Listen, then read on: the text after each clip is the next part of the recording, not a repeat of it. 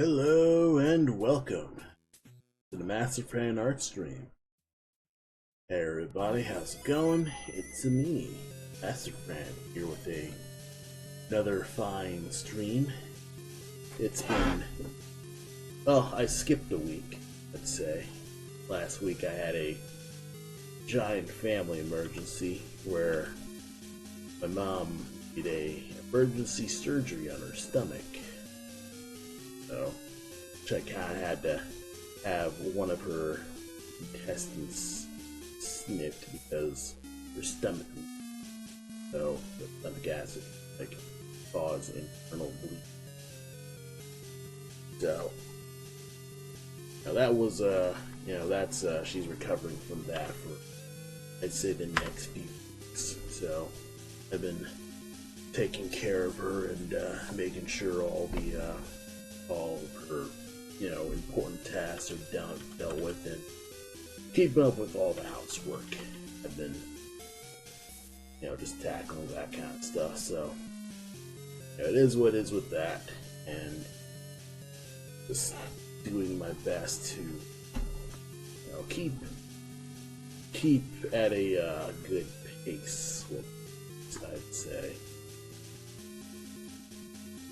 Today's been, it's been an alright work. His work, and like any other job, work sucks.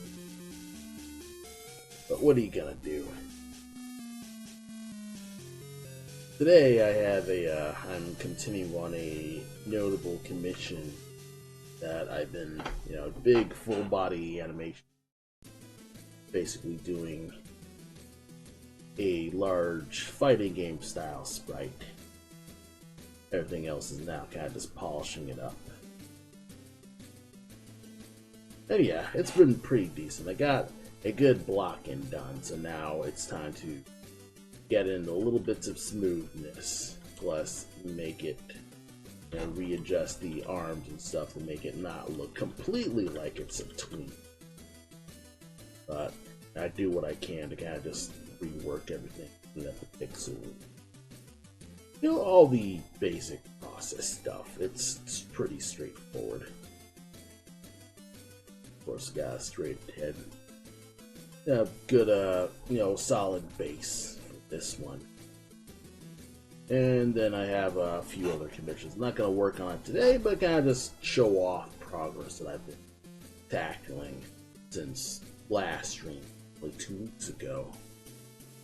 So, this is a second stream, and I guess the most different thing is I colored him proper green. I added his spear, or at least the baseline part of the spear. And I'm gonna do some, separate animations to make the spear glow, and crackle with power, like that. Probably make him wider, because I feel like this part of his body kind of like cuts away too hard, so that's my own personal issue with this. I reworked the bit, clean that up. Other than that, doing well with this. Let's see. Another commission here. Just a nice sci-fi commission with a living tail character, so that's tackling that. I mostly got the body. The body's nearly done. I just need to work on the tail. It should be. Probably rework the fingers. I'm not liking how the hands. I'm not happy with the hand. Let's see.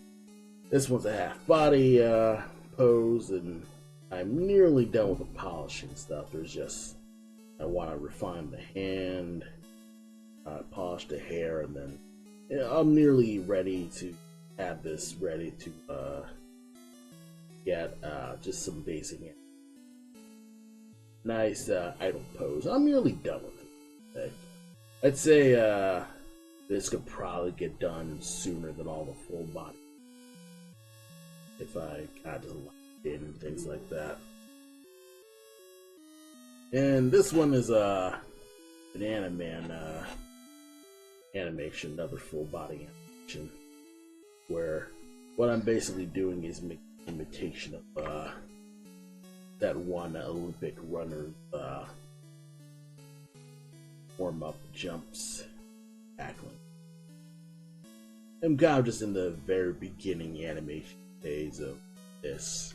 I'm just tackling the basic like body type and kind of just make sure the body is, stuff like that. It's kind of small.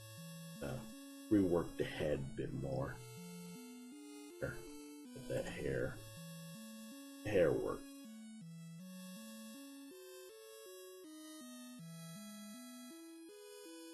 Yeah, that'll work. Anywho, and this one I actually finished because it's a smaller icon. And this is a pretty straightforward, just, character that I was confused for. And basically got that done pretty quickly because it's a way smaller. It's a way smaller artwork, so things kind of just, went much smoother. Like a basic hair blow, a blink and hair blow, talking and blinking, and then all of it together. I usually tackle the notable layered pieces in different spots so I can just have them easy to work with. It's probably completely off of anyone else's workflow. I don't know how anyone else tackles a workflow, but that's basically how I tackle it, like this. And of course, whatever other things are game ready, I adjust as I go.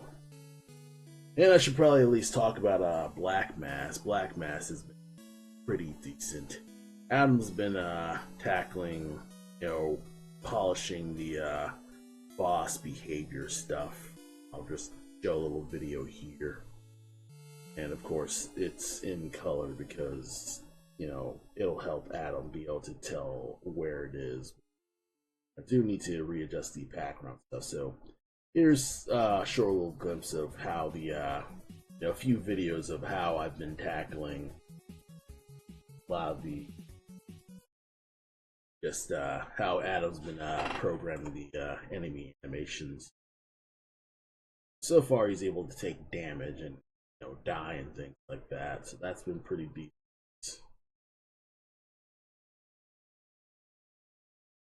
Let's see. Yeah, a few other things. Getting the hitbox weapon better. Probably need to readjust the animation rendering frame for everything right position, so Cole's not moving while he's swinging. That's another thing for polishing.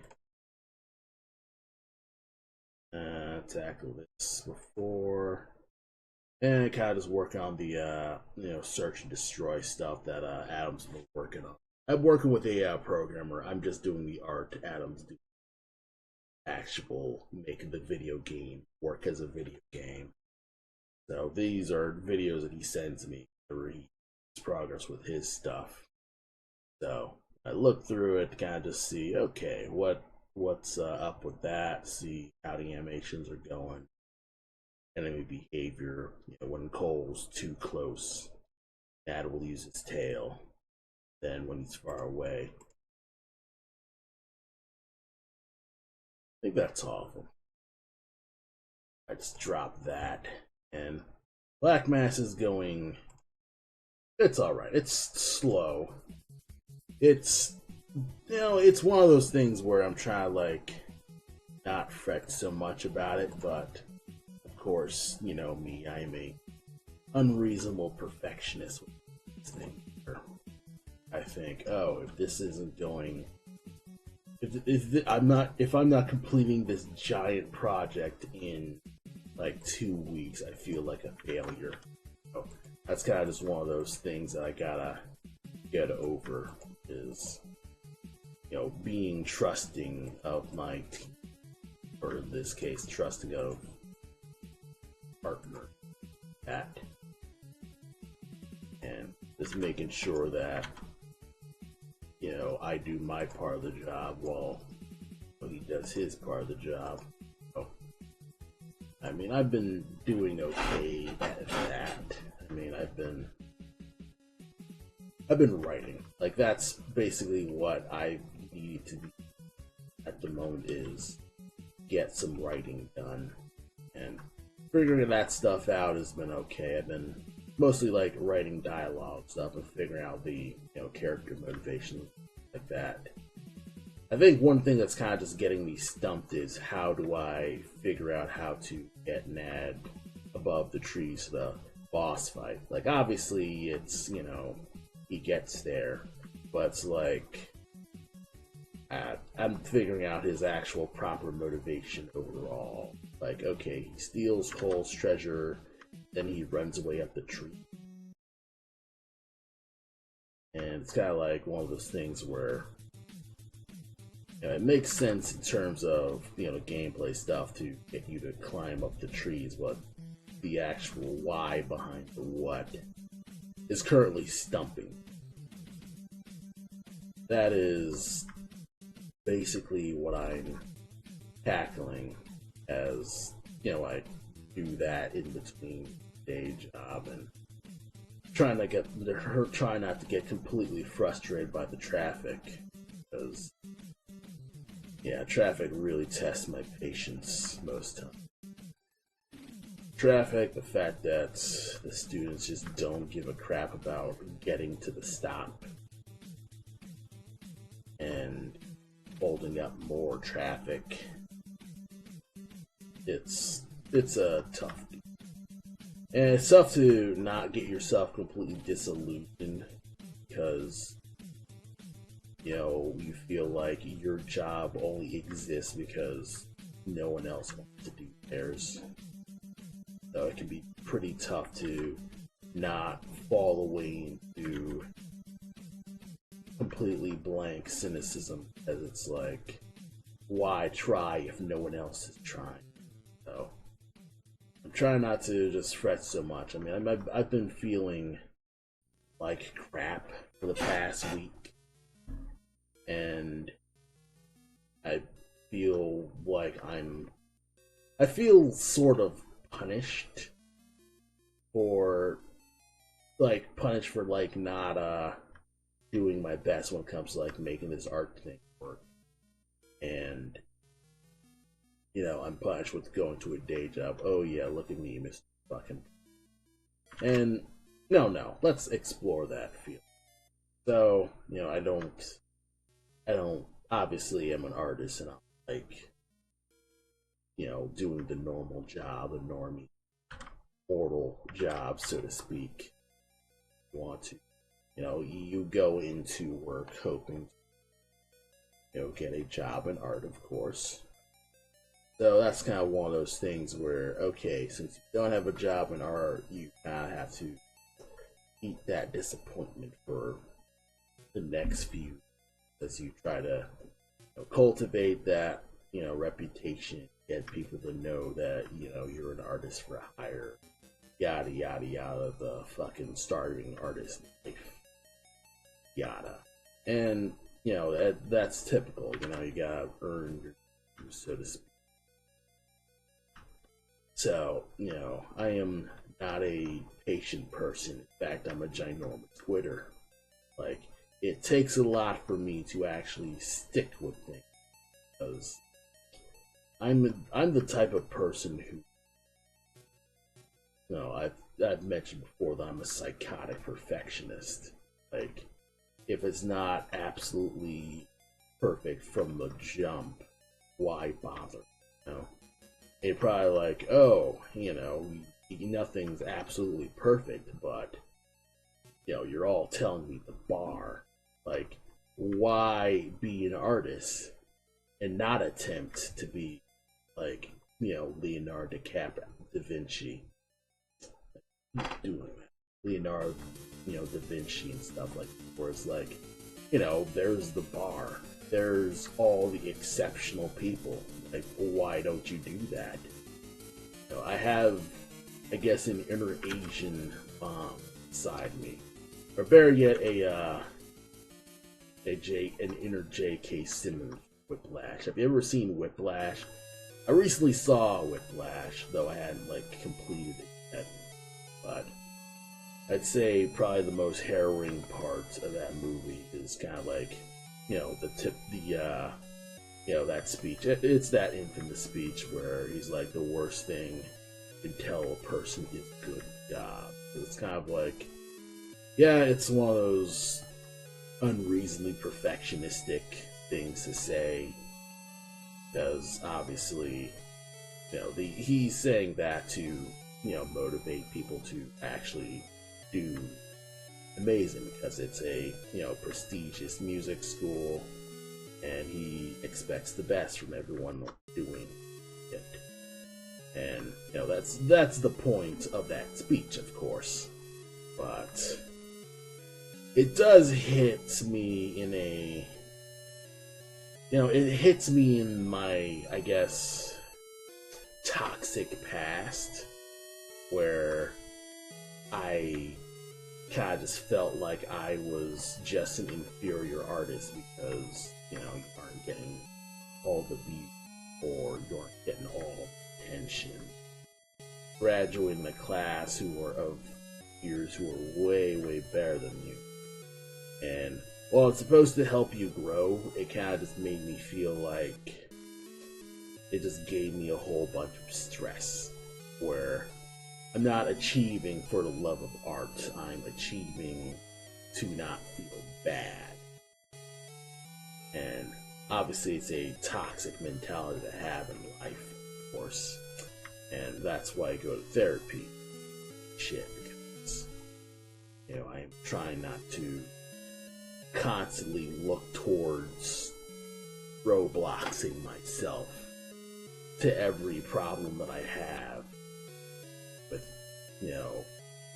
being, so, trying to just take these things one day at a time, stuff like that. And obviously, don't trust your thoughts past 9 p.m. because, you're tired, you're sleepy, you're probably hungry, the typical platitudes: drink water, get plenty of rest, eat some food, that kind of stuff. So,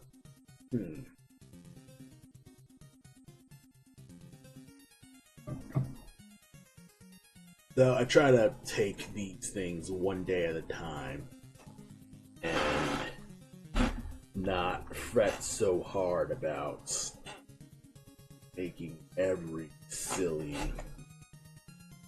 not being bogged down by every little bit of detail when making art or creating and being I don't want to call myself a creep, because it's like it's one of those like fluffy graphic design terms that you have at graphic design firm shit like that, like actual corporate office horse shit. Same motherfuckers just sell your work off to like fucking AI shit like that. Because that's basically just what things led to, is like, because your job's just so devalued because people just think, oh, you're just the guy with the crayons. You just make things look pretty and that's about it. And you're not the one who basically has to decide, how people need to experience the product. Nobody ever stops to think that, oh hey, a lot of artists and designers have to basically make sure that the person who's using the thing doesn't hate using it. So that's a whole different thing, and a lot of my knowledge comes from just interviews. I follow a lot of like design. Like I follow like the angry design. I listen to Mike Montiero interviews and all that stuff, and it's kind of like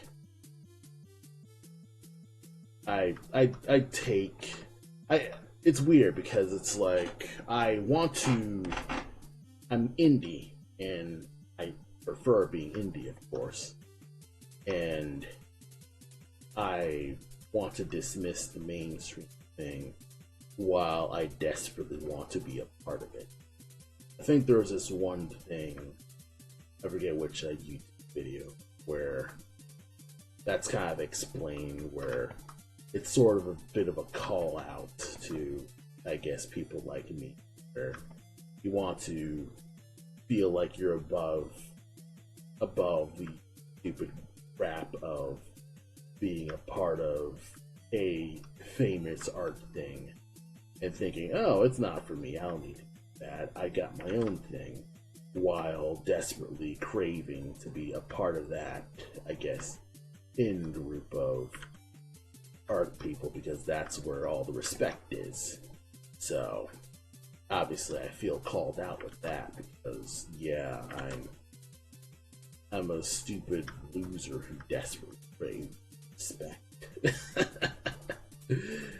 So that's basically just me sadness posting for today. So I try not to sadness post all the time, especially like online, because truth is nobody actually cares. Let's be real. You claim, most people claim that they're like, oh yeah, we're supportive of people who are sad. Don't harsh my vibe, dude.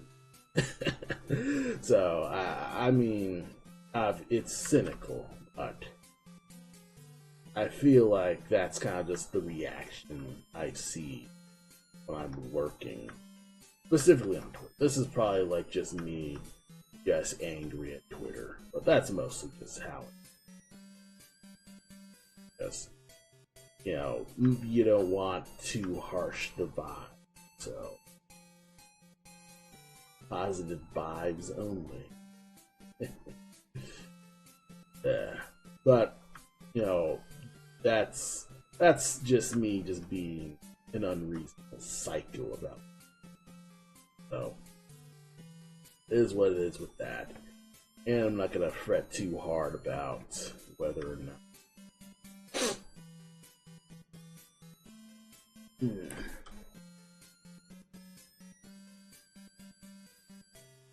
Open. His mouth could be open. Maybe if it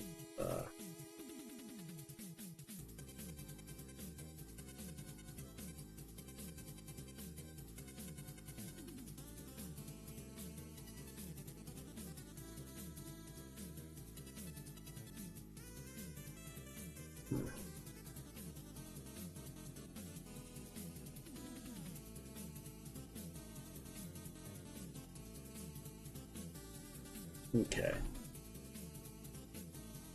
Rawr. Rawr. Rawr.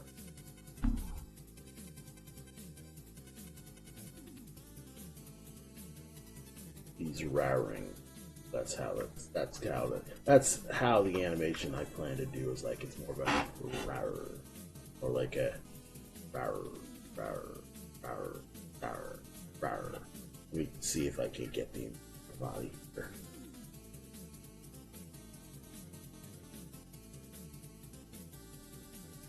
I should probably like have it so his arm actually like tilts out, so he's actually like clawing forward.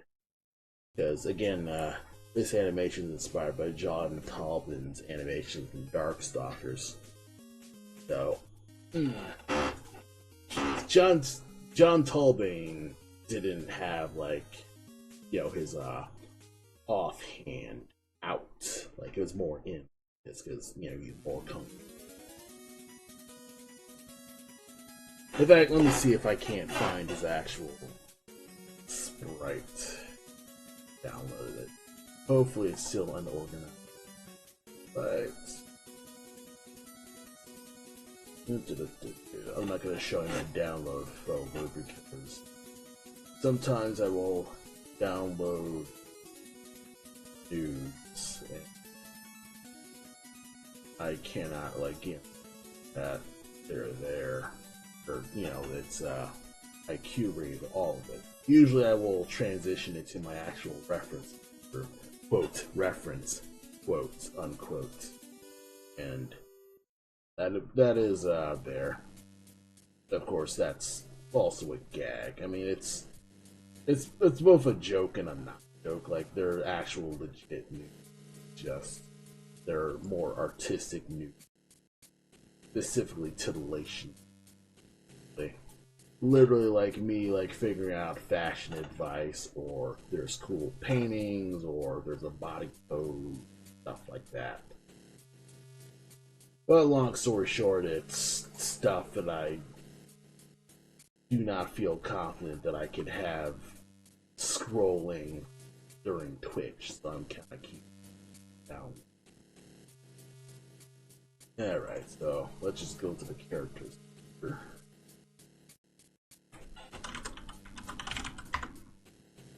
Tolman. There you are, you little shit. Fucking bastard. It's much slower. I'll admit that.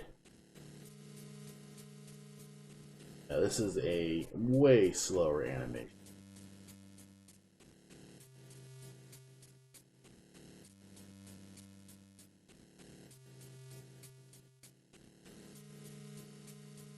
But, I mean, the pose is there. It's just a way faster. I think it's more of a borking animation than a slower growl animation. But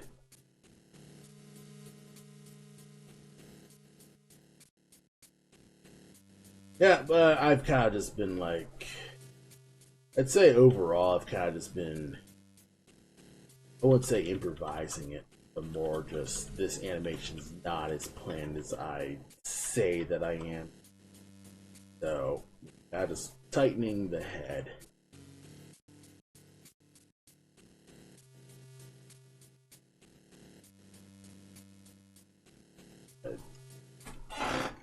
Close the mouth more.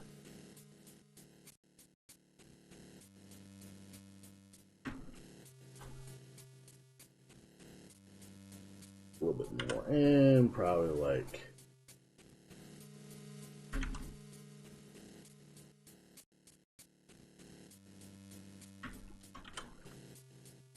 and perhaps maybe like get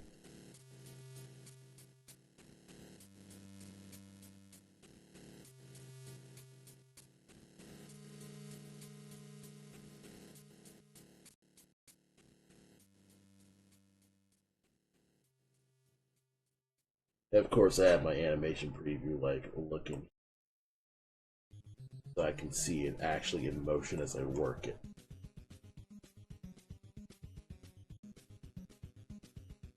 Actually kind of looks like he's working.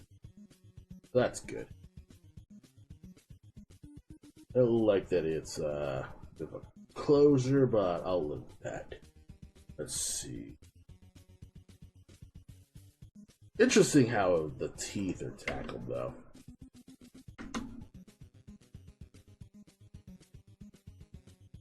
Yeah, because holy shit, this is some legit sub-pixel animation.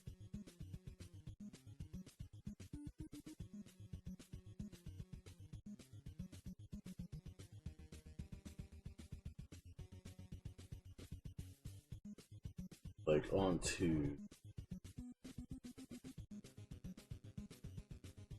It's kind of funny, because, like, once you zoom in, the colors start just feeling like a jumble.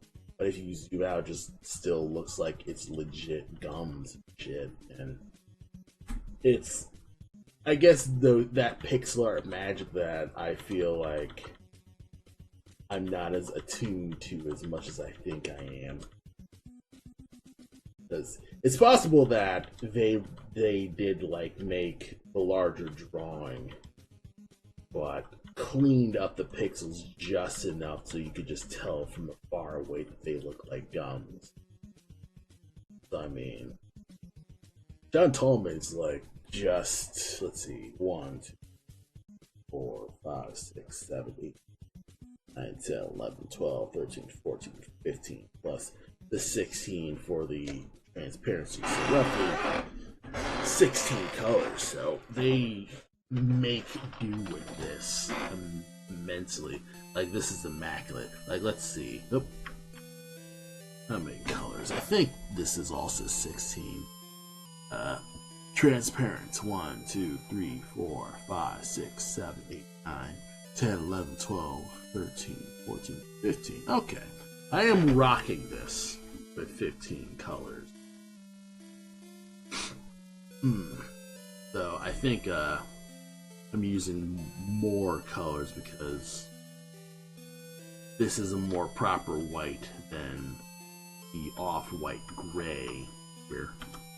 Because if I remember right, yeah, this is gray, but it's not a dark enough gray that looks close enough to his actual model. So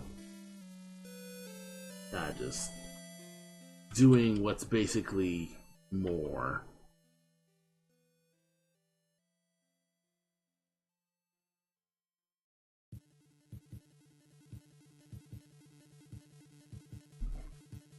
Work off that.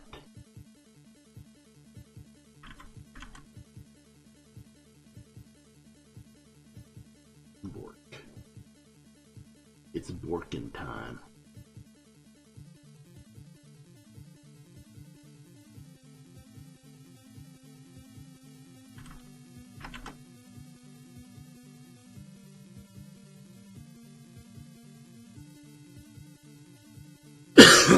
Pardon me. Oh yeah, I'd say this is a calmer night.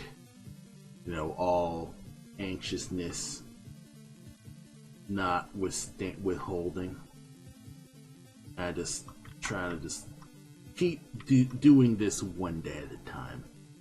Hey Tide Story, how's it going? Welcome to the stream. Hope you're doing well on this fine. Well, it's currently 8 p.m. where I live. It's nighttime out where I am.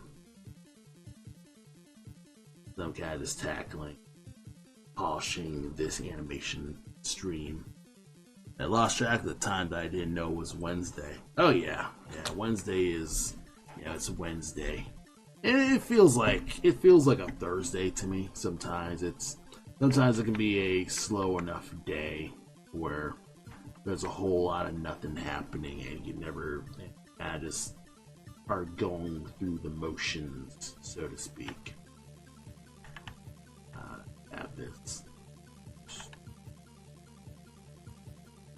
Let me look at the mile sheet because I feel like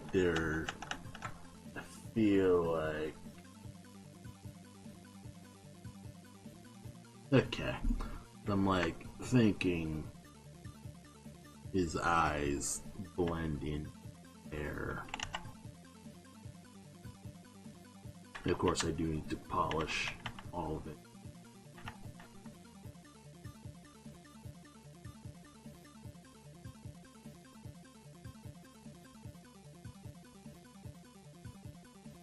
Okay. Oh.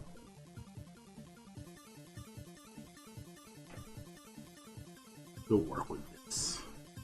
Should be good. Work. We're borking tonight, boys.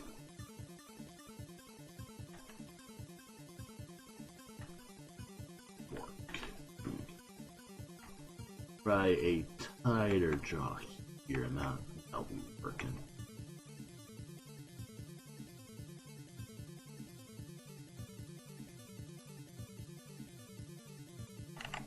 Teeth are a little sharp. I could probably soften this with some grays.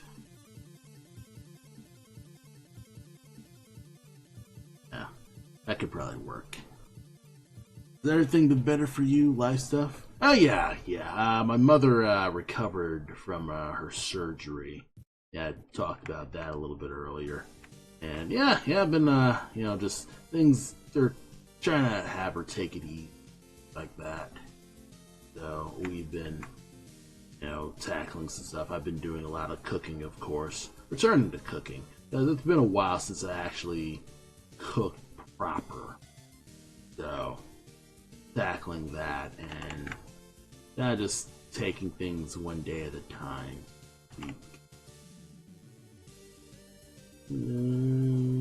Yeah, these pixels look good. Tackling one day at a time, kind of just taking in as much time as I can to, do this, of course. And of course, I have my parents also help out. Dad, helps my mom, and of course my brother's also around. So I'm not as, I guess, swamped with busy tasks as I assumed I would be. But I tend to catastrophize a lot of things because basically I need to come to terms with the fact that my parents are old and I probably can't live with mommy and daddy forever. It's one of those things where you kind of have that short moment of existential dread, so to speak. Where you're kind of like thinking, what would I actually do if this doesn't work out? What would I do if this art thing don't work out? So I'm trying not to completely fall into that negative burnout mindset as much as I can get away with. It's still pretty decent, I'd say. Let's see.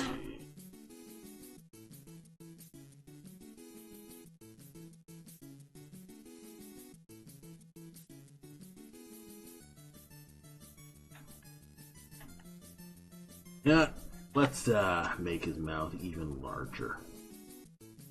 Frickin' sell that shit, bro.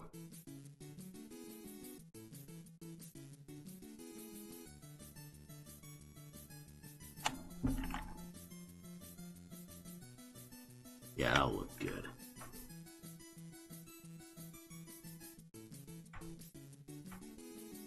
But yeah, things are doing pretty decently in general.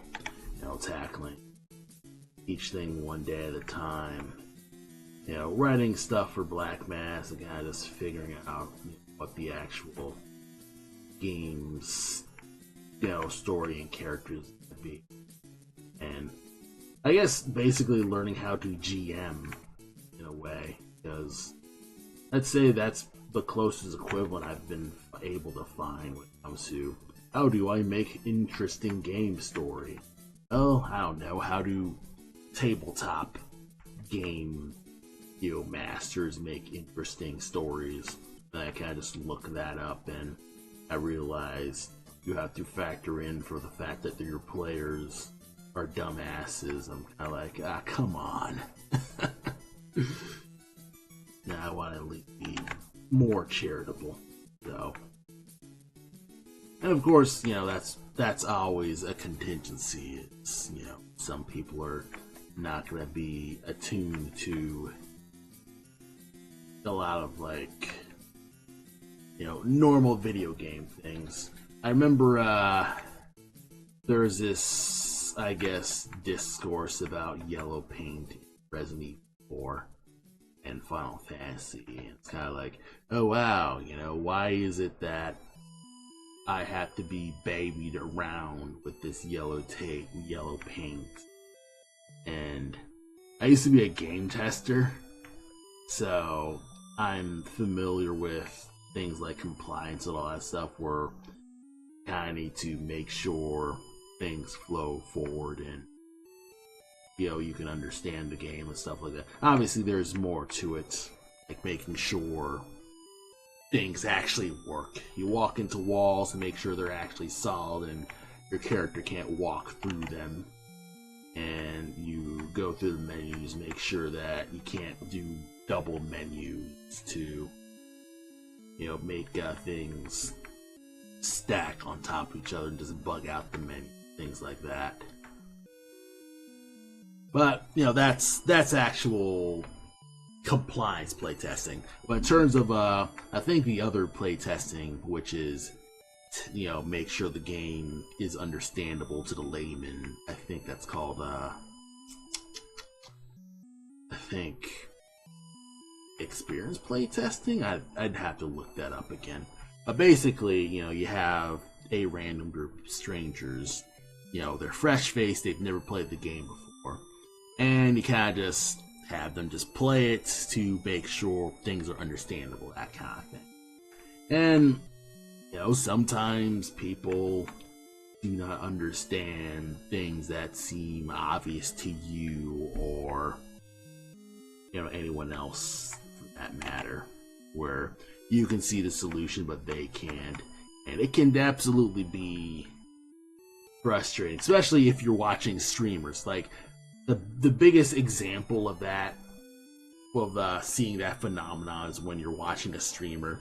Like, some streamers will completely miss obvious messages because either they're distracted or they're not paying attention to certain things, or they're reading chat, so they end up like skipping out on dialogue or missing a key detail.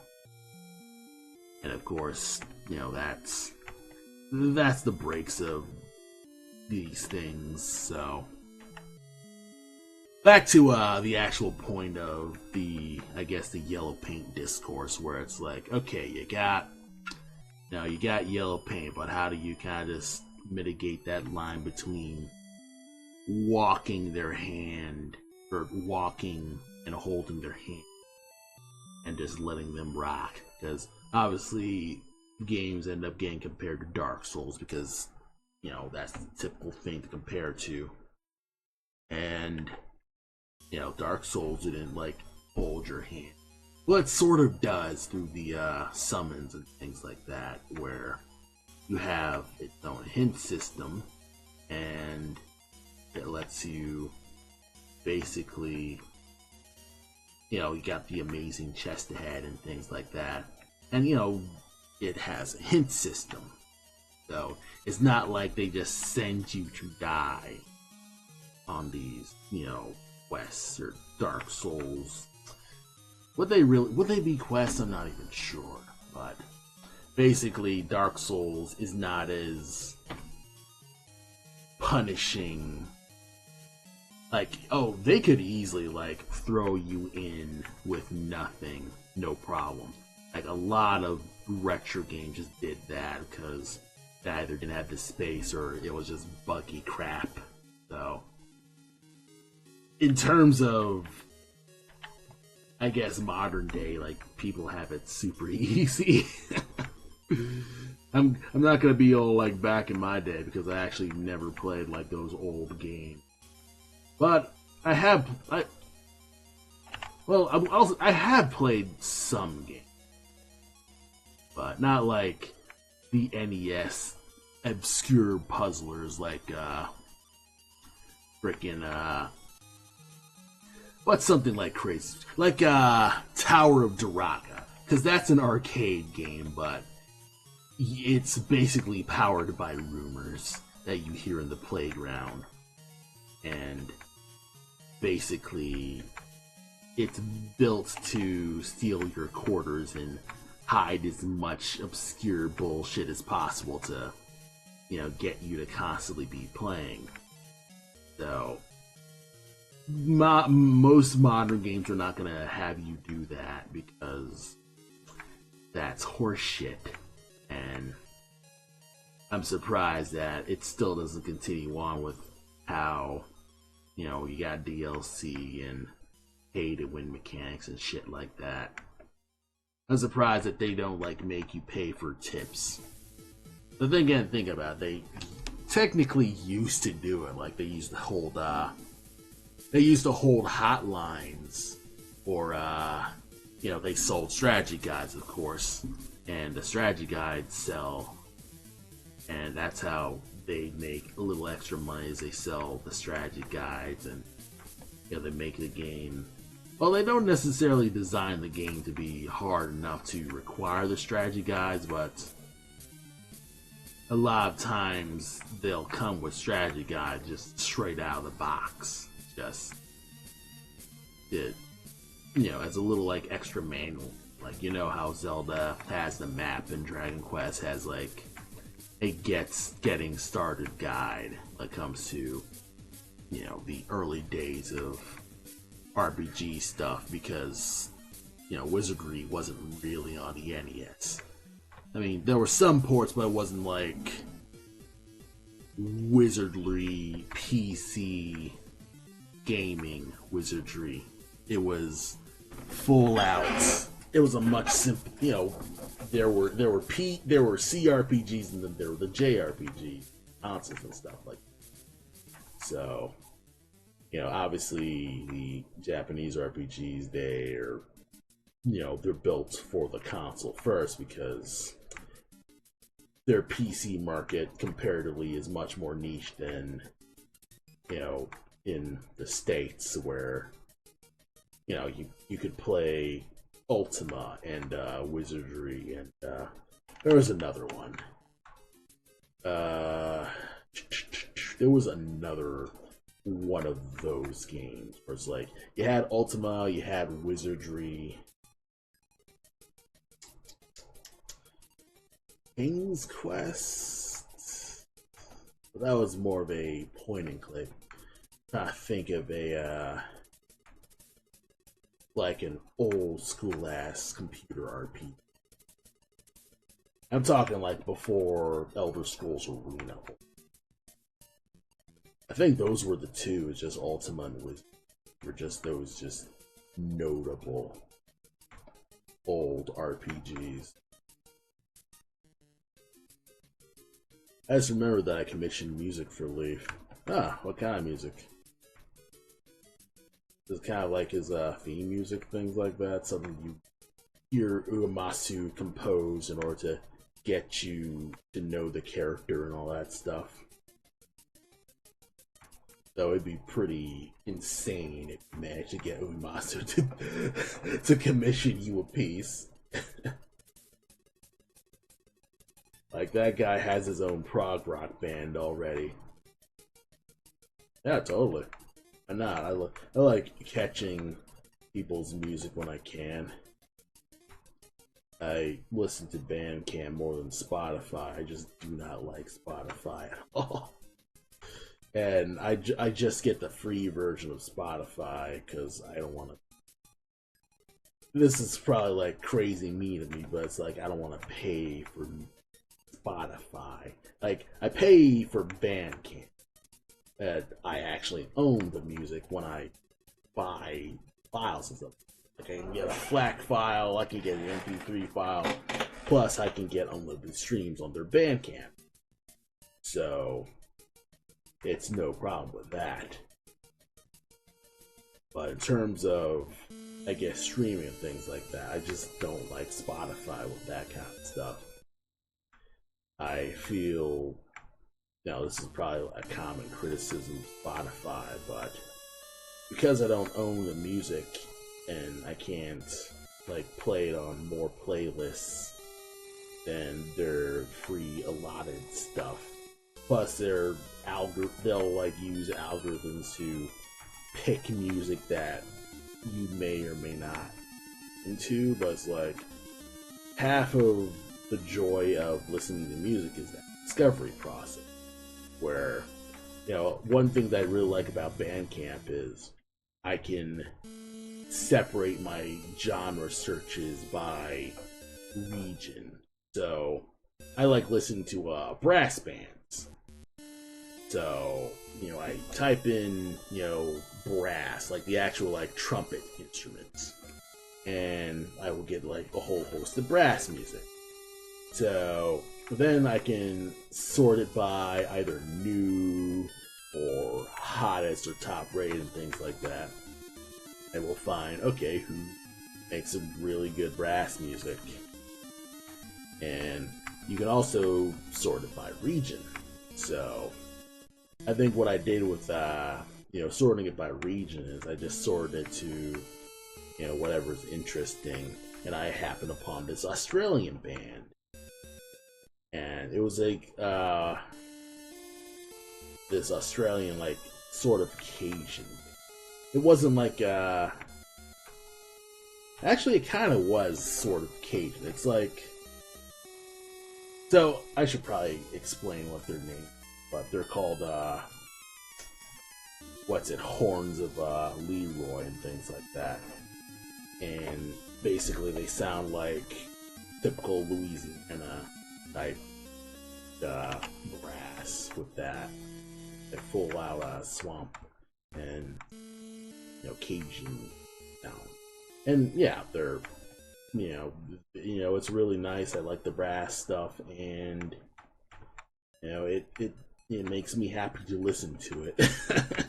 I mean, obviously, I don't know like the actual technical, the technical requirements of that kind of stuff. That is beyond my knowledge. Other than maybe like there'll be a recommendation on YouTube about how 343 sound goes, or I forget the YouTuber's name, but he'll explain why Billie Eilish's Bad Guy sounds the way it does, and stuff like that, like why the beat works like that.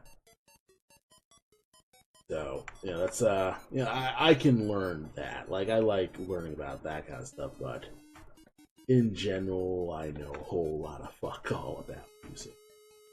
Other than I like the way that it sounds, and it sounds similar to all the other music that I listen to, which is Pink Floyd, 70s, drone rock that does just a shitload of psychedelic noodling that may or may not have a point. I fucking love prog rock.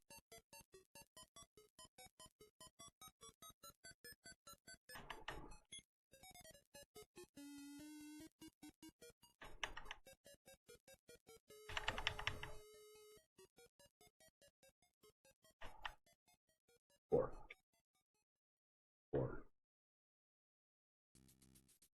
probably close the mouth more.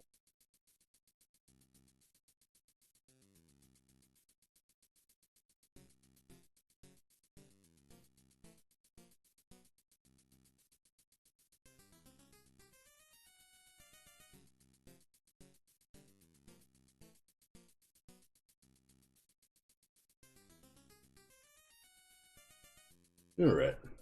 Give a look on Telegram.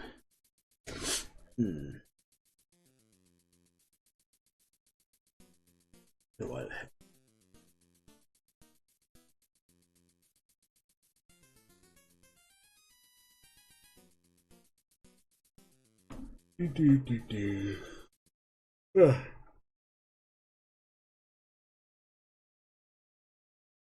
Yeah, hopefully you can listen to this through VLC, and if not, can't download.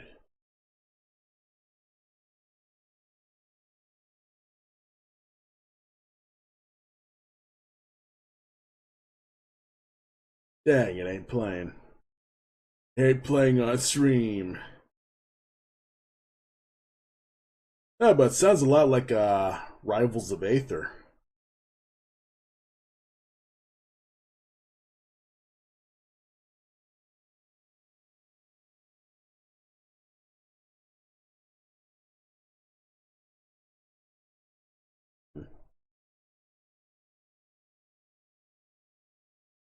Yeah, well.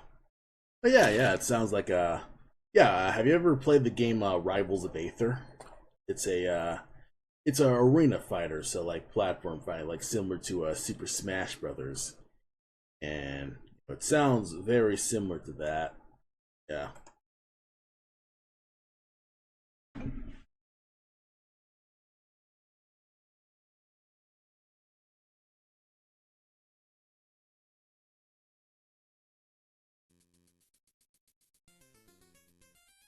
Yeah, I'll just have other music playing while I wait for this to download. But yeah, I mean, so far so good with that. It's been pretty good.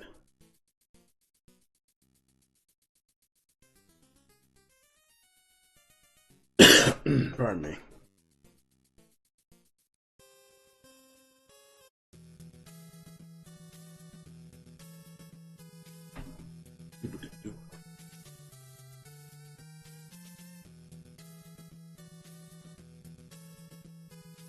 Still downloading. Yeah, well, I'll let that go for now. It's not a priority. Yeah, it's probably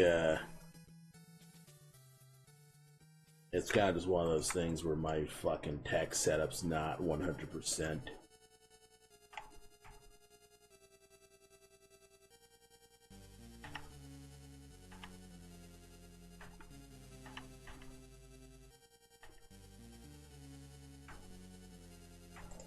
Yeah, I really need to get my tech set up to just not be as trash sometimes.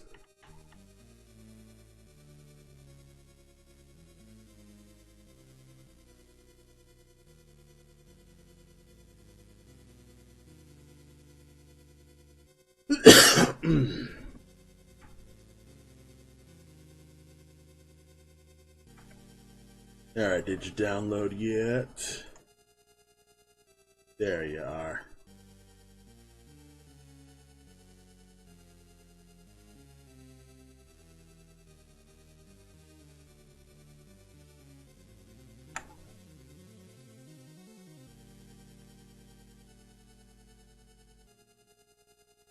Is it in my downloads folder?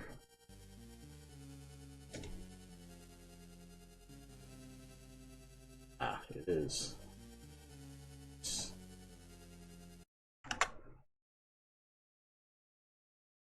Here. Can I actually play it? Alright. Nice. It is playing. Oh yeah, it sounds a lot like Rivals of Aether to me. I don't know if you actually got the composer, but yeah. So it's really nice though. I really like it.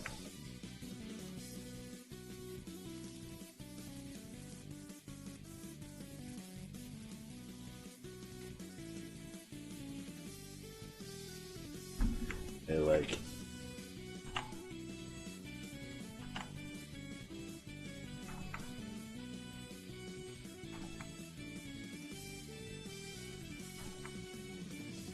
I exaggerate the teeth here, maybe?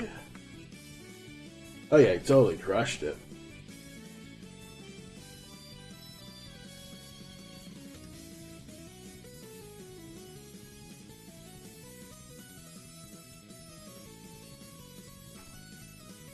And you know what? Let's make the tongue kind of just roll out. The tongue will roll out like in a curl. Curls out like this. I'm also hearing a lot of some Tohu influences into this too. And I know you did mention to me that Tohu was one of the directions that you wanted me to go with the commission and stuff like that. And I'm starting to hear some of the Tohu influences too.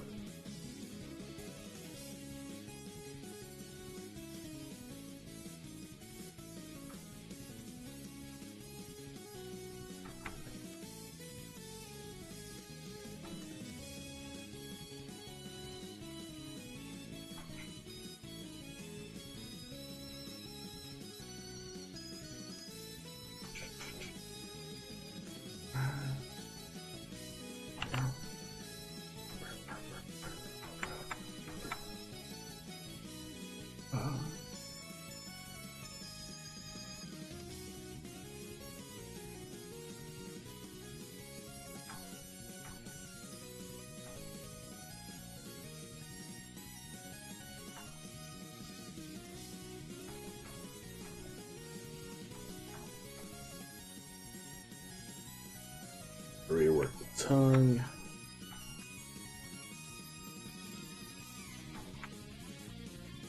Baby steps.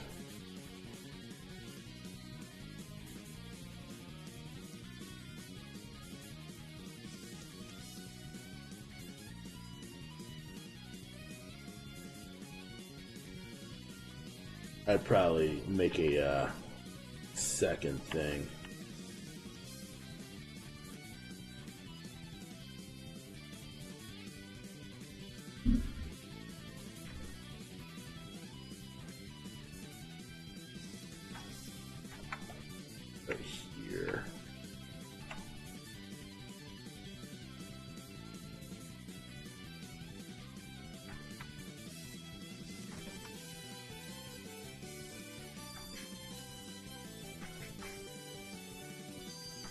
The tongue would stretch back here then.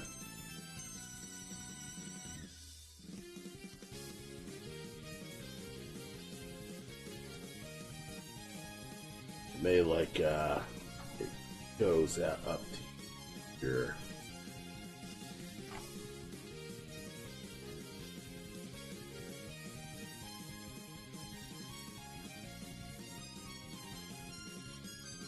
Okay, this will look good.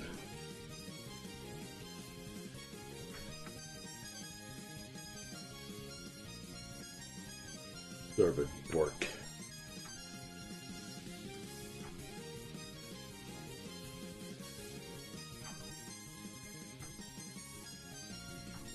Everyone's borking. There's less of a bork and more of just a venom tongue.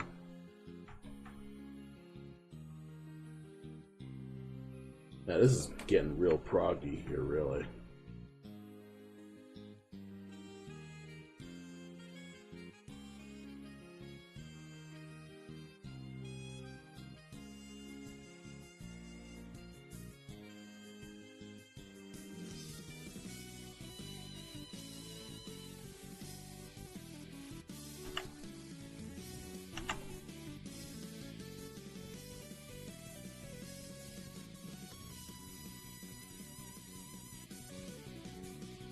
Right.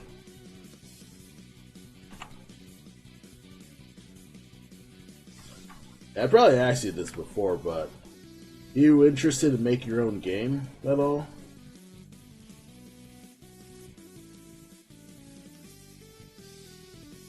As like getting a whole sprite and then getting, you know, some music. Ah, yes I do. Oh, nice, real nice. Yeah. Yeah, it could probably be fulfilling, like, even if you're not, like, selling and stuff like that. Just the fact that you're able to create it is still a feat that you can basically just flex on most people. You can say, yes, I followed my dreams and made a video game. It's not a lie, you know? That's probably, like, a bit of the, half motivation when it comes to, I'd say, just creating stuff. Is you can say that you did it and nobody can really question you on it because the proof is there. You did it. It's there. And who can question you on it? No one. No one can question you because, you know, you did it. You did the, you know, your name's on the credits, you did, like, the actual sprites, you did the artwork. No one can tell you that you did it.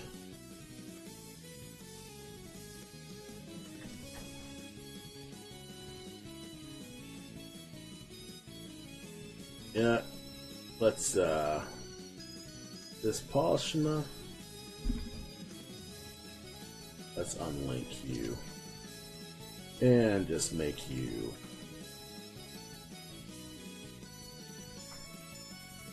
more of a tongue flick.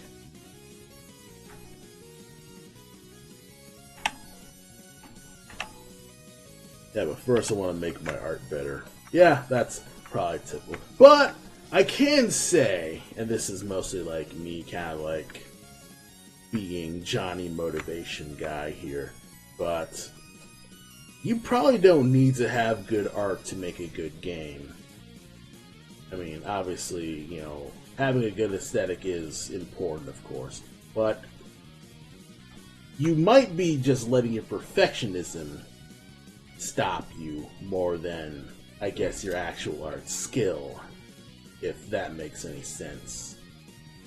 So, you know, there's a lot of, you know, you've probably heard of the term programmer art, where you're seeing super blocky pixel art, and that's the game's aesthetic and things like that. You know, you got your, you know, it's your Minecrafts, your VVVVV, your not Hyperlight Drifter, but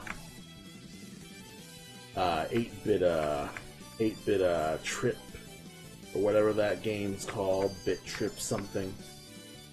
where, basically just that era of indie games where everything sort of looks like Atari graphics.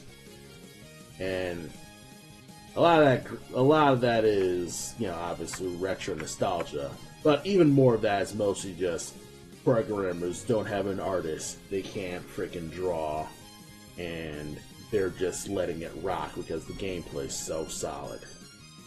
So you can make do with, a less than adequate art style, at least at first. Like, obviously, you can use placeholder art and things like that. You can put in maybe stick figures, or you'll have little boxes, and that'll represent, the gameplay elements that you need to do. And you can just let that rock, and eventually it might even just turn into your own personal look, because you either get used to the artwork, or people seeing your thing on the outside is like, oh, this actually looks really good. And they're kind of like, oh, now I'm sort of stuck with this because it just looks that much better than how I would tackle it if I made more proper assets. And you end up like making basically an aesthetic out of what's basically your flaws, so to speak. That's mostly what most art styles boil down to, is making do with either your drawing shortcuts or your lazier habits. Where you don't want to draw a certain thing, so you end up like either making a lot of your style, so you end up drawing things in a certain way in order to avoid doing stuff. I know it's kind of funny because this is probably gonna be cursed, but whenever you look at Mike Mignola's art, Mike Mignola's art, Hellboy, all that stuff, it looks great. It's, really good composition. The shadows are on point. And he's even admitted to himself that he never draws feet. Like, his characters' feet are always like covered up by rocks or obscured by mist. Or, you'll probably have a character float in the air and their feet will just be points. But, through all that, it's kind of like Mignola does not just draw the characters actually standing on the firm ground. They're probably like slightly sinking for all we know. But because the composition is so interesting and you're so busy paying attention to, all the cool lighting and actual proper stuff that he drew well, that he actually put, his actual effort and interest in, you end up like not noticing. And it's also the same with he also admits that he doesn't like drawing cars either. And that also, is him not liking to draw cars also affects, the time periods of when a lot of Hellboy stuff takes place.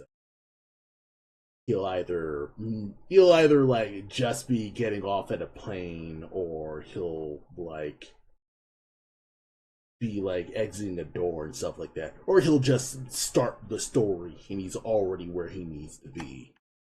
So it's kind of just one of those like interesting things where you're making do with either your skill, your lack of skill, or at the moment, or just your unwillingness to blow time on something that's tedious to you. So you can make things work depending, and obviously I'm not going to dictate whether or not you actually do practice, because of course obviously you will do more of it if you want to get better at drawing. Of course, if you want to get better at drawing, you draw more. If you feel that you want to draw better art, then absolutely, I'll totally crush it. And Hope you'll get that down. So, let's see. Munch.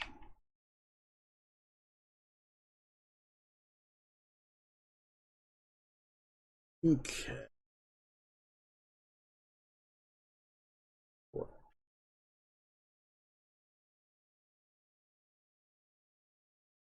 Hmm.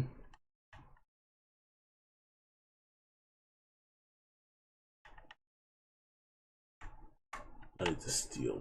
Oh, I need to steal this so it'll look consistent. I know it's just 1 pixel, but it's still gonna matter. Copy. V. Not gonna make a lick of difference, but it'll make, no pun intended, it will make a difference.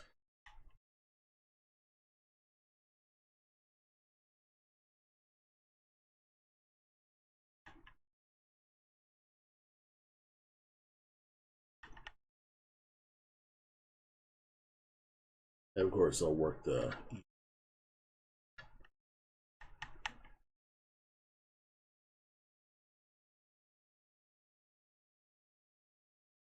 probably.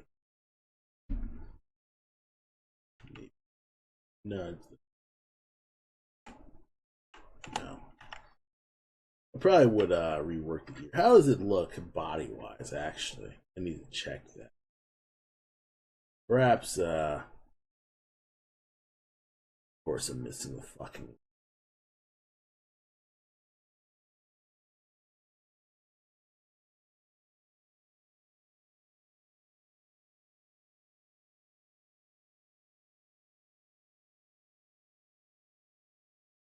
Still a bit choppy. I'll probably need to rework you.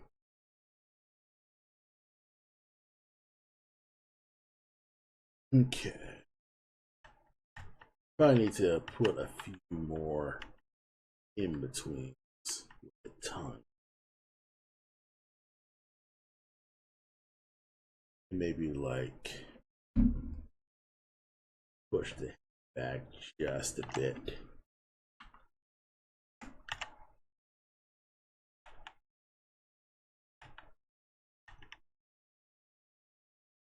Let's see.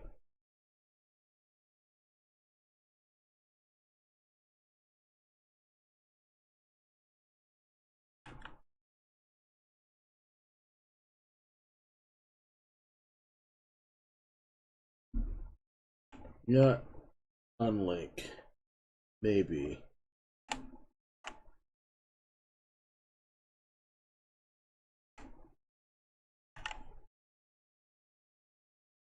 May I'll rework the tongue.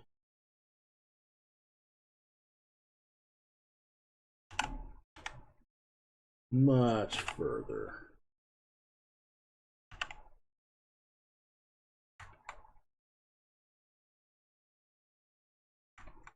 Yeah, I just noticed I've been going without music for the past few minutes. And I guess that just indicates that I'm totally locked in now. I'm just completely locked in. I am in the zone, so to speak. I guess that's what locked in probably just mean. I don't understand the. I guess I probably sort of do. Just being an asshole. I'm locked in, I'd say.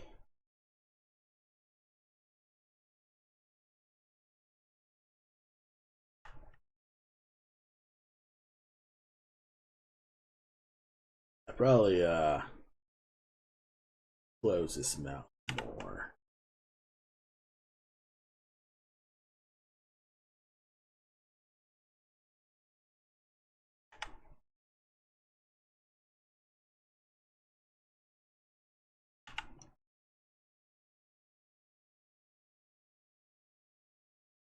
Yes, I'm just gonna nudge the pixels a bit.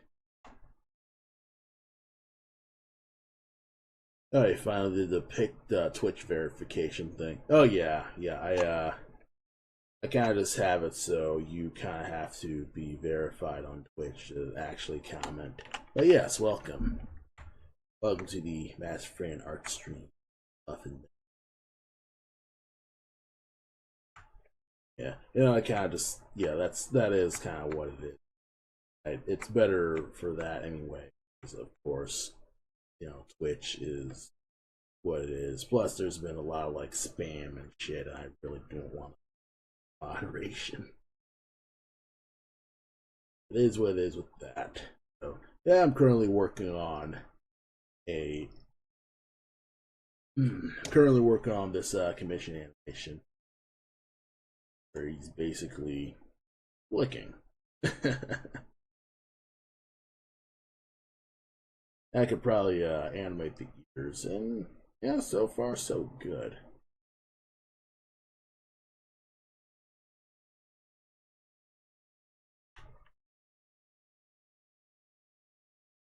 I need to. But other than that, it's been decent. Probably could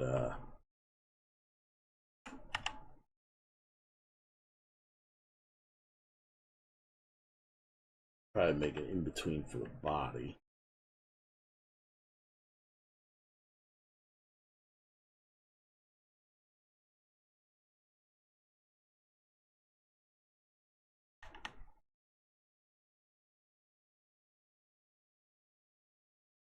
It may kind of just unlink you, have you roll out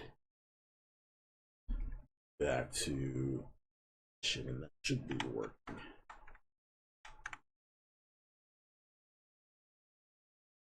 Shooby dope.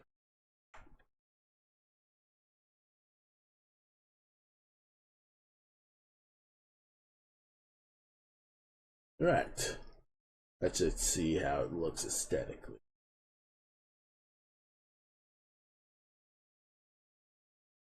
Now you kind of settle too fast at this position. You need to probably like I'll make a duplicate copy. I'll make a duplicate of the loop. That way I know where the loop go.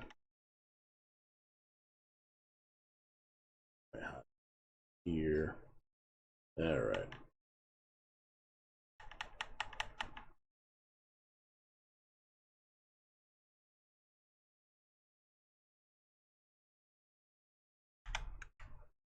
Try to redo this.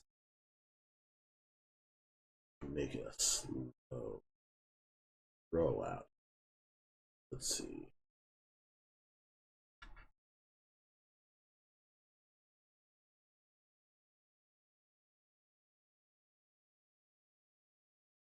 Let's see. Delete frame. I know why I don't use the shortcuts.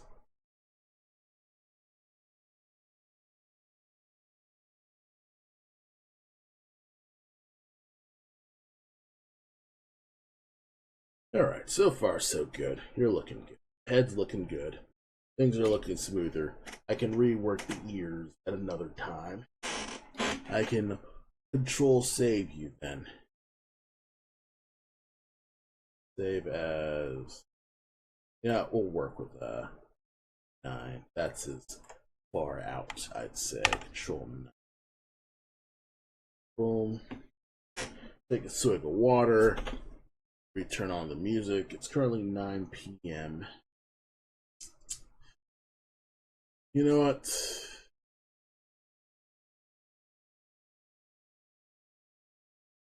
I'll readjust this. Alright, like adjust the feet just a wee bit. And then I'll wrap the stream.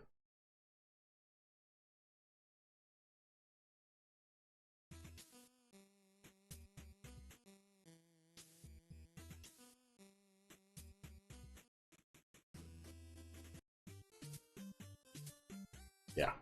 Okay. So we're back to just messing about, I'd say. Probably could just close the John Tolbin in. This.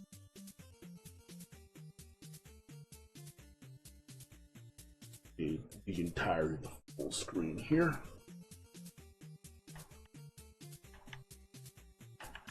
Hmm.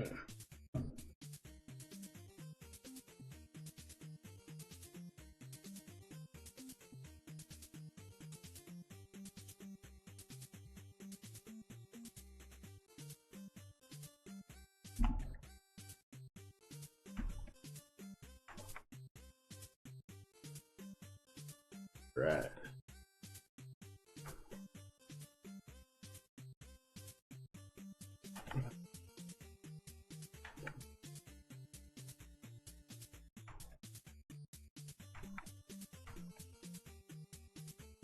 The new Capcom Marvel collection has reminded me how gorgeous Capcom pixel art is. Originally, X-Men Children of the Atom game as well. Oh yeah, the one thing that totally surprised me about Children of the Atom is like half the frames from Children of the Atom, or at least like like in Marvel vs. Capcom 1, they took out frames out of Children of the Atom. Like Children of the Atom has like way more frames of animation compared to the actual proper like Marvel vs. Capcom games. I never knew that because, of course, I never knew where Children of the Atom was. And it totally surprised me with that. So I do want to get it mostly for just sprite posterity because I like learning about the sprites and pixel art of those game graphics and things like that. Plus, it's really hard to find Marvel vs. Capcom sprites. Like, not even Sprite as a resource has all the characters, and it's difficult to really like find them unless you go out of your way to rip the game yourself. And of course, I don't know how to do that, so it is what it is, and SOL on that front. But yeah, I mean, I think they also did that for the Street Fighter 35th Anniversary Edition and the Darkstalkers collection. And you're able to flip through the gallery of all their sprites, where you can like go frame by frame, like how I'm able to do right now. Just see each movement as it goes. And of course, I just closed my John Tallman thing. Wait, maybe I can reopen you? Yes, I can. Yep, I can open this. But yeah, like in the galleries, you can actually go into the thing and just flip through the sheet yourself. And the sheer insanity of the fact that this is basically like 28 frames a second. Like, let's see.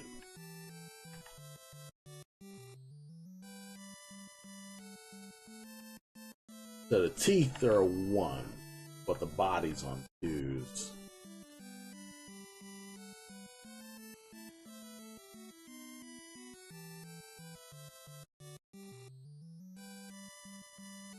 Yeah, but that's one's a 1.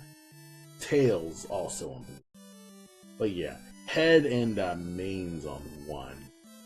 Then the body itself's on 2. So you'll notice that the body doesn't move until the next on frame 3. So it's like if you don't pay attention to the head, so maybe like I delete hair and stuff like that. Yeah, you'll notice. But if you go through them, you're kind of like, okay, you pay attention to the body. The body does not move. You're only seeing the head for these 2 frames. So that's on 1s. And then you're going to the next, you're going to the 3rd frame, and that's when it actually freaking moves. 3, and that's the actual second drawing of the body. So 2, 3, 2, 3. And then it's still, the body's still for another 2 frames because the mouse still growling. So it's like body's on 2. 1, 2. 1, 2. 1, 2. 1, 2. 1, 2. So Yeah, bodies on twos. And then one, two, one, two, one, two, one, two.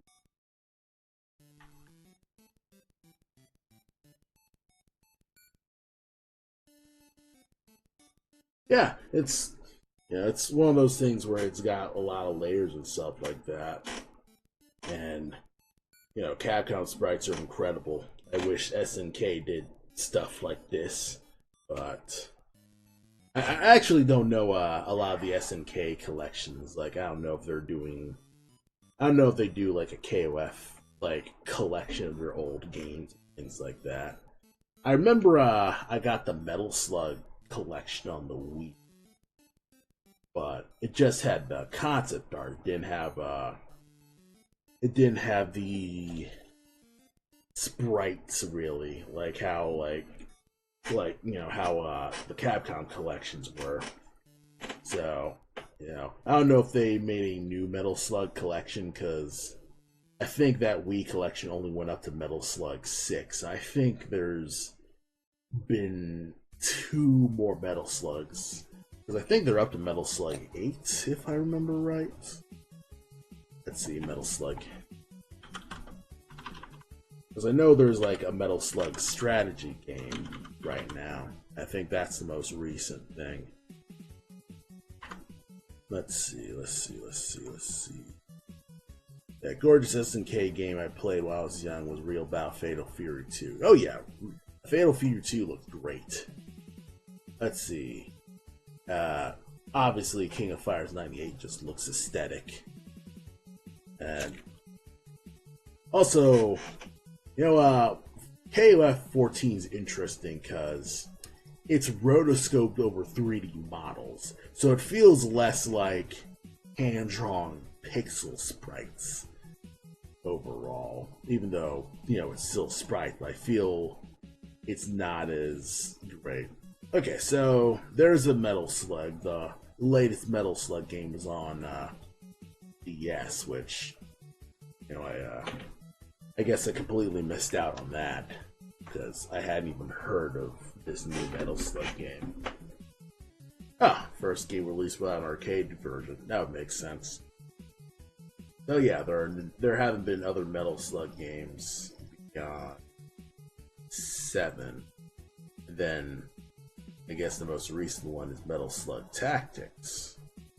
So that is, it's a tactic Metal Slug game. I've never played it before, but I heard about it. Let's see. Number 7. It was fun, it didn't stick in my head as much. Yeah, I feel like, I think after Metal Slug 4, it kind of falls off. Like, there are moments in 4, like, I remember there was, like, this UFO fight where you had to shoot aliens that were floating around in a circle. That was kind of cool. Let's see, Metal Slug Anthology. That's only been on the Wii. They haven't released any other Metal Slug collection. But there is a Metal Slug PC. Okay. So, it's probably on Steam, perhaps.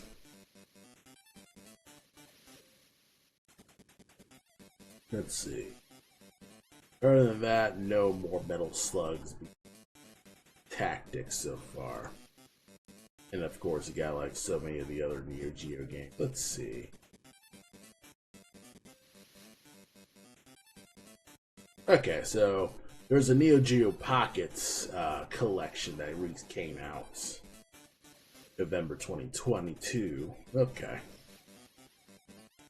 So they do collections, so I'm not insane. It's just I don't pay attention to a lot of the SNK stuff, unfortunately. Let's see. Arcade Classics collection on PlayStation 2, no Switch. Anything like current. Let's see. World Heroes Anthology. Just on PlayStation 2. Let's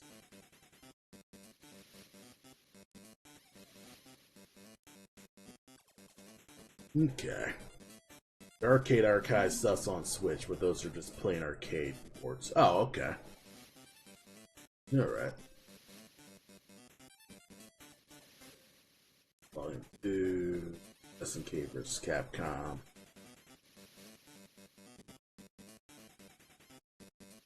Okay. It is what it is with that. But yes, like SNK, you know, it's still there. They're still kicking. Like obviously Terry Bogard showed up in Street Fighter 6, so it's not like they're dead. It's just they have no money. You know, that's kind of just the bad breaks with that is they don't really have the cash to, you know, make elaborate sprites these days. And of course, there's also the fact that most people don't like pixel art, or at least most, I guess, people who aren't like enthusiasts like pixel art. I guess, you know, it's the sad state of reality with that stuff. I've made my peace. You know, most people are like completely clueless about 2D animation, I suppose. So that's kind of just one of those deals where I kind of have to live with that in order to, you know, kind of just live my life. But, you know, it's one of those things where I do just love hunting for pixel art stuff. And I was sort of like not super into just looking up this pixel art when I first started, because I've only been doing this pixel art for 4 years. Yeah, it's now just only going on 4 years, because obviously I was just doing digital drawing stuff. And then the pixel art stuff was because I think the pixel art stuff just initially started out as a sketchbook thing. And I did more pixel art during a game jam just to get myself to do or die. I just wanted to try it out. And then later on, I kind of just did more pixel art as like a sketchbook thing. I started out with like a Game Boy style, so I didn't need to worry about the color. And then it kind of like spun off into me developing Black Mass, and ended up like getting me to look at video games more often than I used to, because, you know, back in, I'd say 2018, 2019, I was kind of like, you know what, I'm probably never going to get into the games industry. Everything's like 3D. Probably never going to be able to do that. So I might as well kind of just relegate myself to just making comics. That's what I guess that was my personal plan when I was going to go into 2020, just make a webcomic and stuff like that. Black Mass originally started as a webcomic, and I just wanted to do that and learn how to make comics, because it was also the time where I was just starting to learn how to do just conventions and things like that. And so far, I mean, I still do conventions, you know, like after all the COVID stuff and that. But all the other stuff where, oh,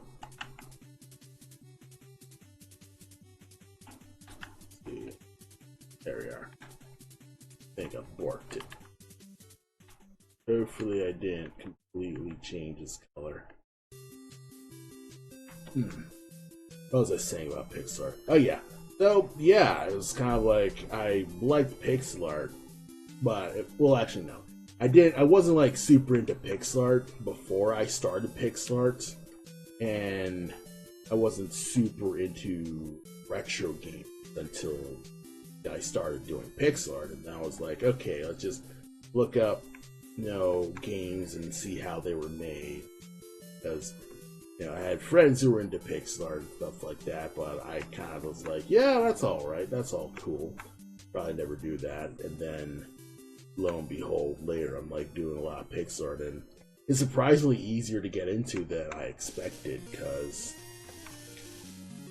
despite all the you know, lower res stuff and things like that, the drawing principles still apply. Like, you still drawing, you still got good line art. It's still how that goes. So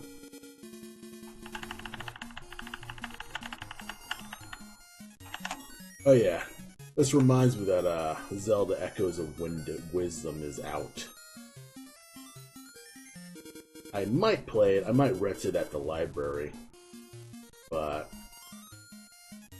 you know, I guess, you know, I still haven't finished Tears of the Kingdom, so that's why I'm kind of just gun shy about just getting another video game, because I still need to play the games already played. Play the video games you already played, kid. So that's kind of just how that goes.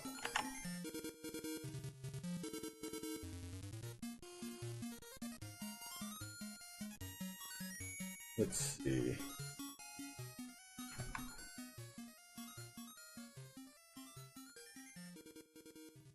Yeah. Launch leg. Man, I feel you. However, that UFO 50 looks very enticing. Yeah, I might catch that. It's on my Steam wish list. And, yeah, I'm curious about it, because it's made by the guy who made Spelunky. So, you know, that alone is already like, okay, what have you done? What are you doing right here? So I'm interested in that. Like, a lot of stuff that I'm seeing from UFO 50, like the actual, you know, what the game is really about, is it reminds me a lot of Live Alive.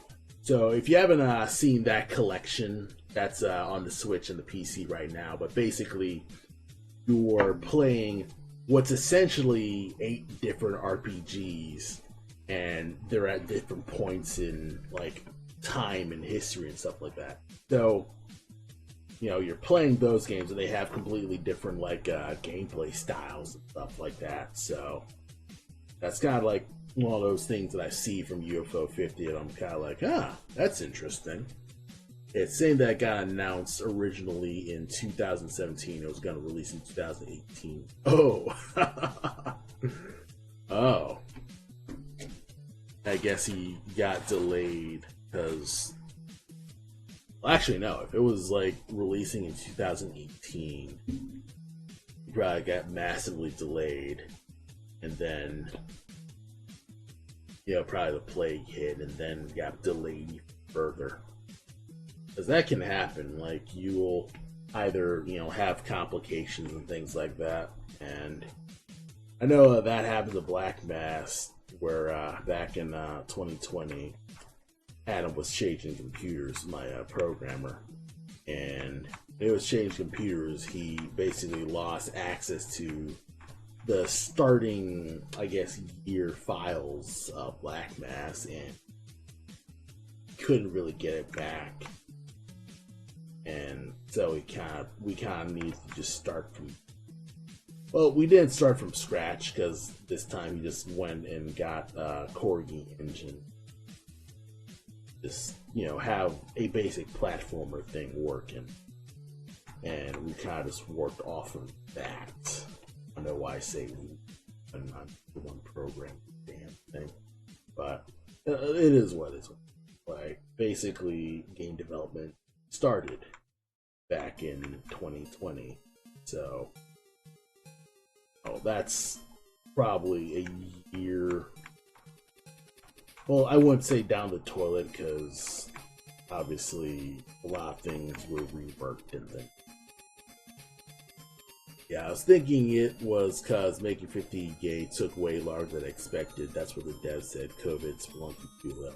Oh yeah, Spelunky 2 also came out. Yeah, that's true. It's kind of just one of those things where, yeah, because those 50 games are actually like legitimate games. Like, they aren't like little game jam products. They're actually like, you play them, they're all deep on their own. And yeah, I get those vibes from that and Live Alive as well. So that's why I'm pretty... I would like to try it out, just, you know, jet through all the other games I want to get through at the moment, because there is... I don't play a lot of games overall, now that I'm thinking about it. Like, currently, my most played game right now is the mobile version of Balatro. It's just like, okay, I just need to finally just get through White State. Come on, I just need to do that, and I just can't. I'm just a terrible poker player. Okay, well that's good enough for now. I'll let that go. I can polish this later. Control S.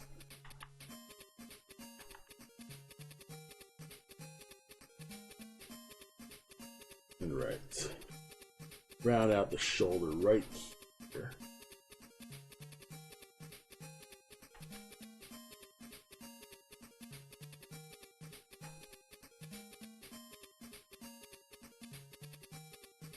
And probably like move this here.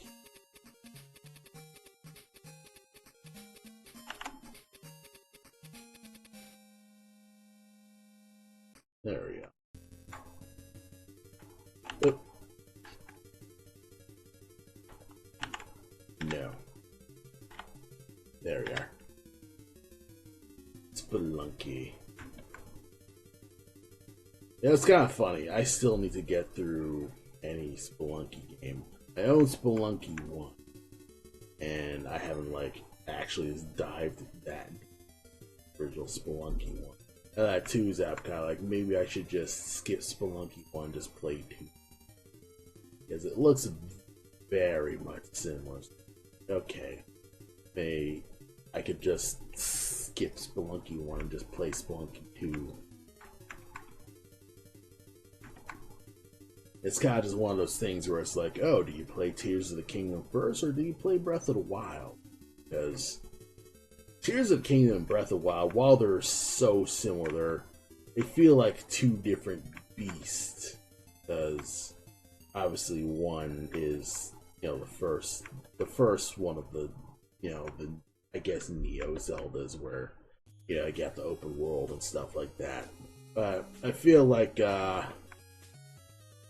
Tears of the Kingdom is so different that it doesn't feel like the actual initial Breath of the Wild experience that, you know, felt unique when you first played Breath of the Wild, where, oh wow, you're actually going through an open world for the first time after years of being stuck in like Skyward Sword, and you're repeating the same fucking areas 4 times, and kind of like, and you're kind of just stuck in the slightly boring intro part because you know how to play video games. It's interesting when you're, you know, dealing with a whole new thing. And I hear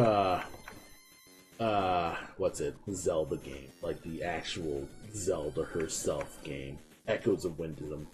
I hear Echoes of Wisdom is actually solves a lot of, I guess, I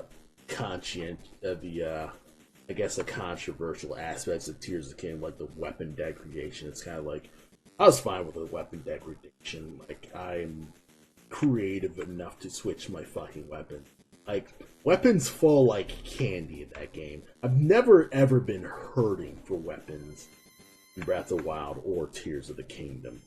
So I don't know how people are like, oh, I can never have enough weapons. Like, I always just have my breath of weapon break. And it's like, you mean you just don't get the same 5 weapons just forever? Because that's what happens to me.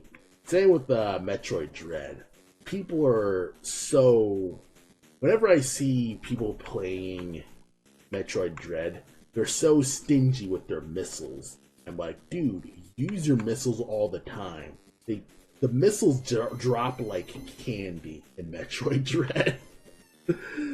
That's kind of just one of those just funny things that I just see that I kind of just like, I'm just noticing. And of course, you know, everyone's gameplay is not my gameplay. I play a bit, I guess, looser, probably, because, you know, I'm the type of person who is totally fine with using the elixir in RPGs. I'm kind of, I guess, that type of player where, you know, I'm pretty by any means necessary with a lot of these things. I don't know. And I'm probably not even judging myself accurately with that either. But I think Metroid Dread kind of like just got me like being like, you know what, I don't even know if I'm gonna stick with this game as long, so just go for broke. I'm not shooting for 100% or really good gameplay. I just want to get through it and get to the ending. And that's basically how I beat Metroid Dread. I think Metroid Dread's the first Metroid game I actually beat to legitimate completion.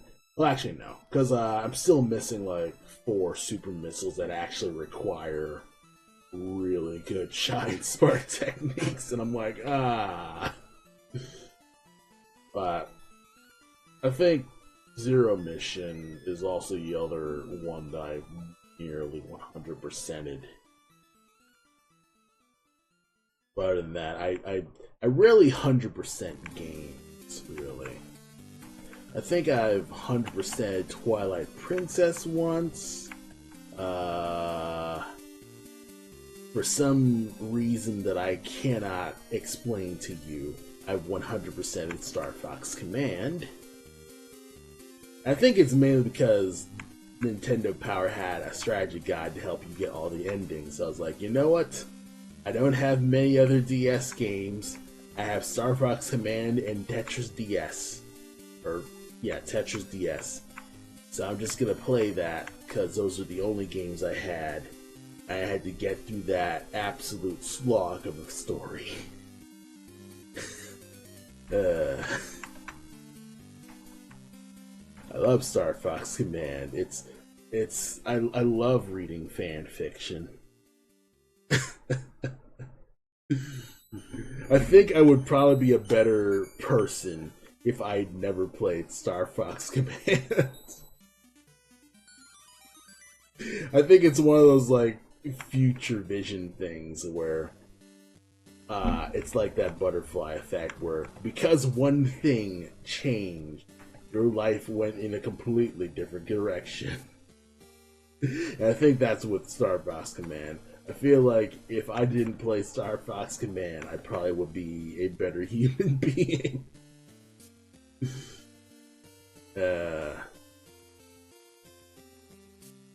Okay, I think these spots are a little odd, so I'll have to work with that. He's going down.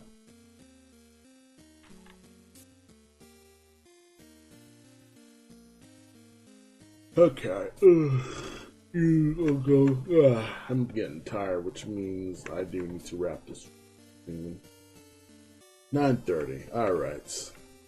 Let go this leg, and then I will just wrap the stream. Oh yeah, I'd say I'm now getting more and more into retro gaming as I go. Like I have an Amber Nick, and that's been pretty nice for just catching up to games that I've been interested in trying out. Like there's this one game that I was recommended to my friend for its pixel art. It's called Vice Project Doom. It has like really good of course it has really good pixel art, but it also has like really good cutscene art with that. So Vice Project Doom is pretty nice with that. It's sort of this if I wanted to explain the gameplay, so it's a 2D platformer, but you can swap between the ability to shoot, the ability to use a melee sword, and the ability to throw grenades.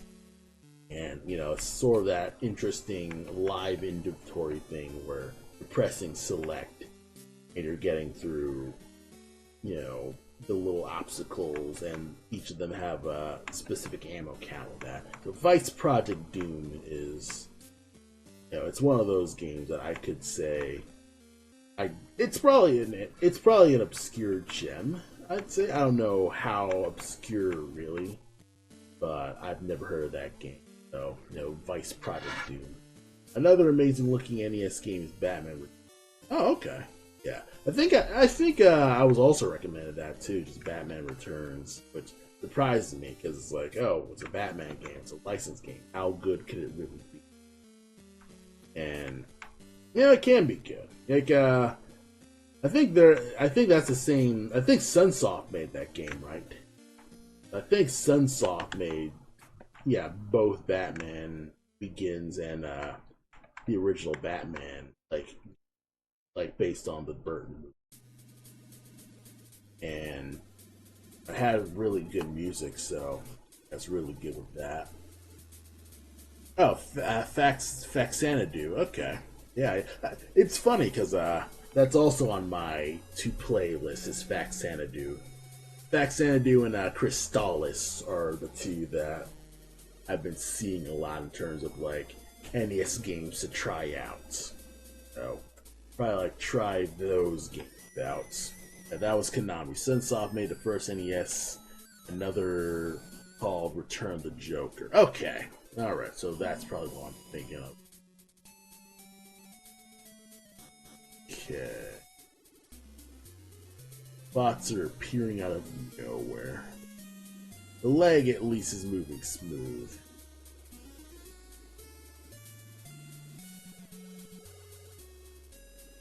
Leg's looking smooth. So if I just work on the other leg, that'll be good. Get the arms to flex, give them an actual neck. Let's see. Looks so squishy. He's a squishy boy. Probably rework the line art so it's not as choppy and robotic. Because I'm noticing this spot.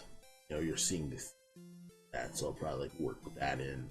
And of course, finally animate the tail. Because I have the basic sketch here. The tail's okay. I could probably smooth out the tail just a bit. That'll work. Rather than that, you know, this will work pretty well. But yeah, I think I'll just let this go for now. I gotta just wrap the stream. Alright. See if I can't raid someone. Because I'm just gonna wrap the stream for now. But yeah, next week, I should be able to stream next week. I don't know if it's specifically next Wednesday, but obviously, you know, follow me wherever I am on, you know, all over social media. And of course, you know, if you're here on Twitch, hit the, you know, hit that notification bell so you actually know, hey, I'm actually streaming and I'm actually live. But yeah, you know, let's see. Anyone that I could just raid? Who's currently playing right now? Let's see.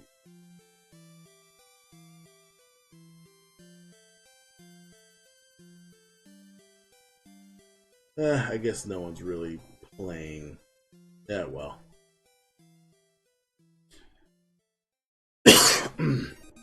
Anywho, I'll just wrap the stream for now. But yes, you know, thank you everyone for stopping by, and I hope to see you all next time. Follow me online, and away I go. Have a good night.